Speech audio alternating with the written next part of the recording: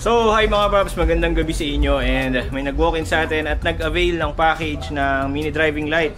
So, ito ang kanyang motor, Honda Click 160 and ang mechanic natin ngayon pa rin, siyempre si Kuya George. Yan, si Kuya George Works. Ayan, Kuya George, ano ba itong in-install natin dito? So yun, mga paps, ang in-install natin dito, yung M1 Plus natin na mini driving light, yung 60 watts, then yung tie switch na color blue yung napili ni Sir sa tie switch natin. Ito may tie switch. Okay? So yun, ang procedure na ginawa natin sa kanya, yung winiringan natin siya ng standard natin. Yung standard natin, meron siyang snibos, nakahinang, tapos may shrinkable tube, tapos naka-tape yun syempre. Tapos maganda ang pagkakalatag nun. Nakita naman yun ni Sir. Yun. Satisfied naman Sir, diba? Satisfied naman siya. Yun. So yun, testing natin yung mini driving ni Sir.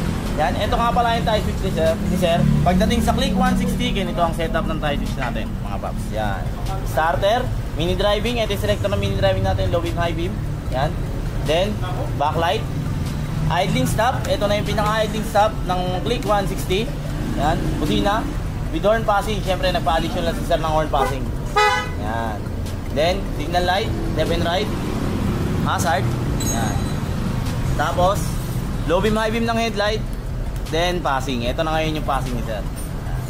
So yun. So far naman wala tayong binutasan sa flarings ni Sir kasi nga naka-loud horn na si Sir nang dumating siya sa atin.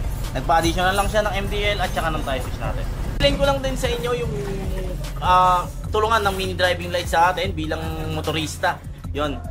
Yung mini driving lights hindi naman siya accessories lang na pampaganda sa motor natin.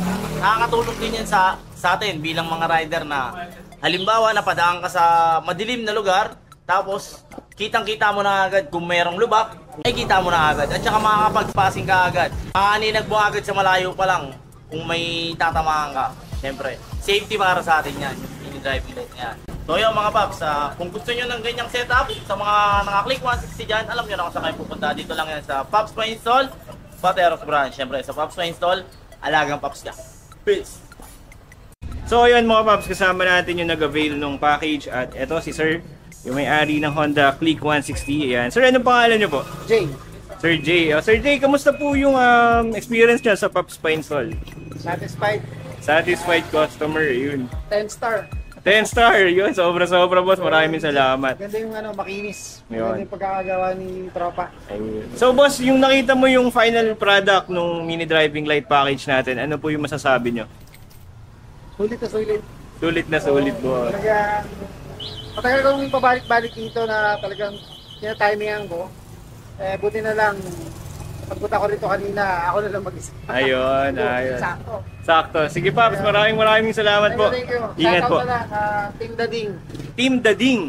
Ayun. Maraming salamat po sa suporta.